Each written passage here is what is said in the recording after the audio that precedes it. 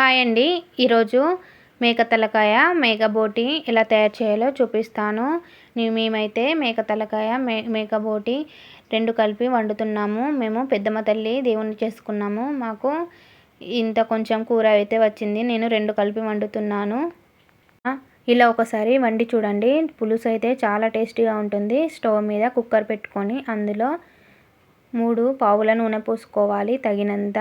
దాంట్లో ఓల్ గరం మసాలా, చెక్క, లవంగం, ఇలాచి, సాజీరా, జీలకర్ర ఆకు వేసి అవి వేగిన తర్వాత మనం కట్ చేసి పెట్టుకున్న ఉల్లిగడ్డలు, పచ్చిమిర్చి వేసుకొని కలుపుకోవాలి.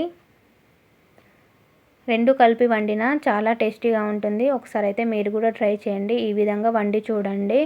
ఇవి వేగిన తర్వాత కొంచెం ఉప్పు వేసుకోవాలి. ఉల్లిగడ్డ, పచ్చిమిర్చి అనేది మంచిగా వేగిన తర్వాత అప్పుడే దంచి పెట్టుకున్న అల్లము వేసుకోవాలి. ఎప్పుడైనా నాన్ వెజ్ కూరలలో అప్పుడే దంచి పెట్టుకున్న అల్లం వెల్లుల్లి పేస్ట్ వేసుకుంటే చాలా టేస్టీగా ఉంటుంది. ఒకసారి మీరు కూడా ట్రై చేయండి ఇలా. ఇందులో కొంచెం పసుపు వేసుకొని 2 ఒకసారి కలపాలి. అల్లం, పసుపు అనేది వేగాలి.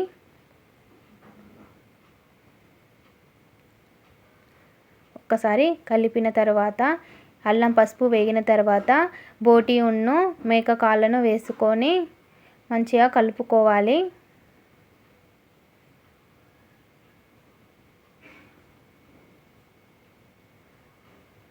మంచిగా కలుపుకున్న తర్వాత దీంట్లో మనము సరిపడు కారం వేసుకోవాలి. ఒకసారి మంచిగా కలుపుకొని కారం తగినంత వేసుకొని పుదీనా వేసుకోవాలి. మీ దగ్గర కొత్తిమీర కూడా ఉంటే వేసుకోండి.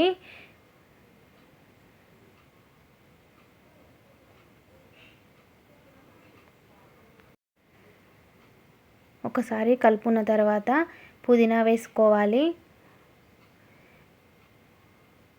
పుదీనా వేసుకొని కలుపుకున్న తర్వాత ఒక 20 మినిట్స్ మీడియం ఫ్లేమ్ పెట్టుకొని ఉడికించుకోవాలి. ఉప్పు, కారం అనేది ముక్కకు మంచిగా పట్టాలి. అయితే తలకాయ కూరలో ఎక్కువ ఉప్పు ఫస్ట్ వేయకూడదండి, లాస్ట్లో వేయాలి. ఉడకదని అంటారు. ఇప్పుడు మంచిగా వేగింది. ఇందులో సరిపడన్ని వాటర్ పోసి 10 విజిల్లు వచ్చేదాకా ఉడికించుకోవాలి. 10 విజిల్స్ వచ్చిన వెంటనే ఉడికినట్టు కాదండి. అందులో మసాలా వేసి మళ్ళీ 10 నిమిషాలు ఉడికించుకోవాలి. అప్పుడు మనకు మేక తలకాయ బోటి కర్రీ రెడీ అవుతుంది. ఈ పులుసు అయితే చాలా బాగుంటుంది. ఒకసారి అయితే మీరు ట్రై చేయండి.